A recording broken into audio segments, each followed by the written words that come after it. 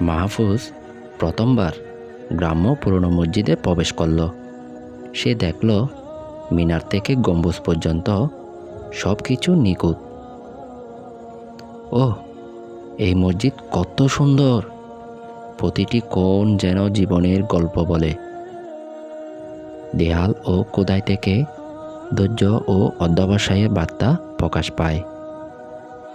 প্রতিটি পাথর ঠিক জায়গায় বসানো। ঠিক তেমনি আমাদের জীবনের প্রতিটি কাজেরও স্থান থাকা উচিত। মাহফুজ জানতে চাইল, এত নিখুঁত খোদাই একদিনে তৈরি হয়? না, এটি ধৈর্য ও মেহনতের ফল। জীবনের বড় অর্জনও তেমনি ধাপে ধাপে আসে।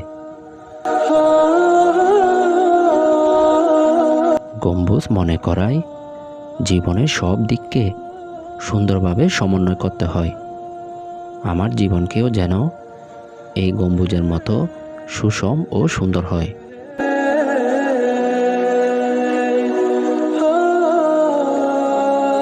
একটি সুন্দর জীবন সমন্বয়পূর্ণ সম্পর্ক, নৈতিকতা ও সম্প্রদায়ের সঙ্গে গঠিত।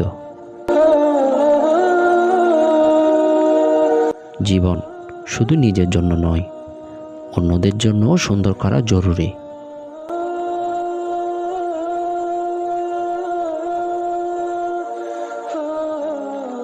মাহফুজ বুঝল, ইসলামী স্থাপত্য যেমন ধৈর্য ও সৌন্দর্যের পরিচয় দেয়, জীবনও তেমনি গঠন করতে হয়। প্রতিটি কাজকে ধৈর্য, নৈতিকতা ও ভালোবাসায় সাজিয়ে জীবনকে স্থায়ী করা যায়। মাহফুজ মসজিদ থেকে বের হয়ে বুঝল, জীবনও ঠিক এই মসজিদের মতো। প্রতিটি অংশের নিজস্ব গুরুত্ব, প্রতিটি মুহূর্তের নিজস্ব মূল্য রয়েছে। যেমন মসজিদের খোদাই ও গম্বুজ ধৈর্য, পরিকল্পনা এবং সৌন্দর্যের পরিচয় দেয়, তেমনি আমাদের জীবনের প্রতিটি কাজও ধৈর্য, নৈতিকতা এবং ভালোবাসার সঙ্গে সম্পন্ন করতে হবে।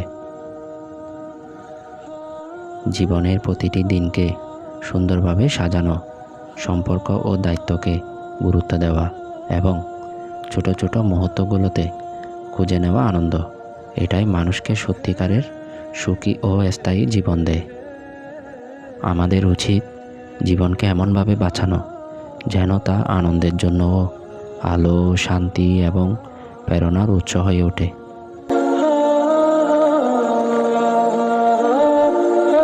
যেভাবে স্থাপত্য ধৈর্য, নৈতিকতা ও সৌন্দর্যে গঠিত হয়, তেমনি জীবনও ধৈর্য, ভালোবাসা এবং সঠিক পরিকল্পনার মাধ্যমে স্থায়ী ও সুন্দর হয়ে ওঠে।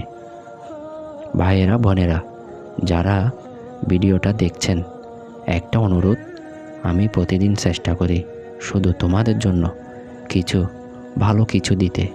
তোমাদের একটা সাবস্ক্রাইব আমার জন্য আশীর্বাদের মতো।